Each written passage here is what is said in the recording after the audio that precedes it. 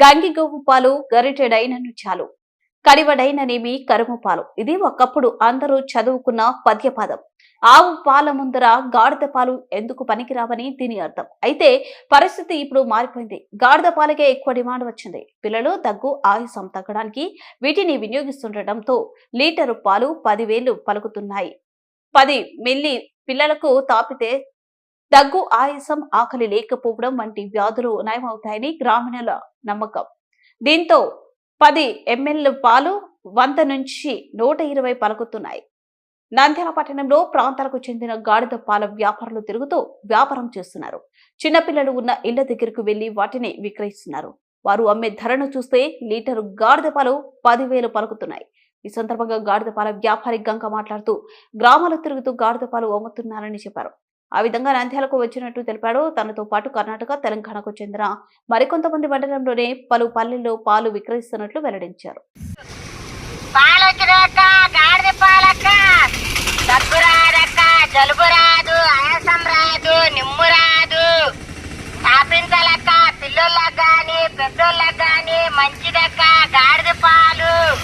పిల్లలకి కడుపు నొప్పికైనా, పక్క తలుపులకైనా, అరుగుదాలకైనా, వాయికైనా మంచిదక్క. తాపించాలక్క గాడిద పాలమ్మా. పాలు వచ్చినాయక్క గాడిద పాలు. ఈ సీస 100 రూపాయలు ఇరికిలా చిన్నది.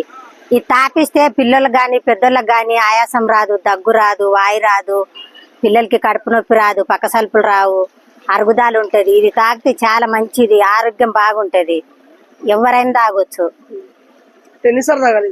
ఇది 3 రోజులు తాగాల. పెద్దోళ్ళకైతే గిలాస్తోని 2, 3 తాగాల.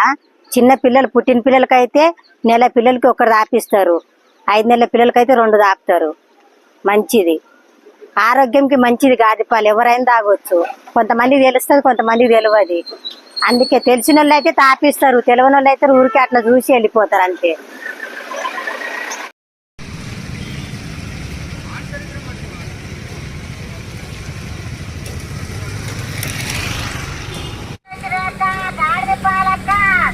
దగ్గు రాదక్క, జలుబు రాదు, ఆయాసం రాదు, నిమ్ము రాదు.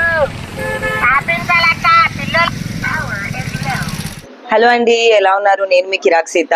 Please do support Nandyal news 9 and thank you for all the support and love.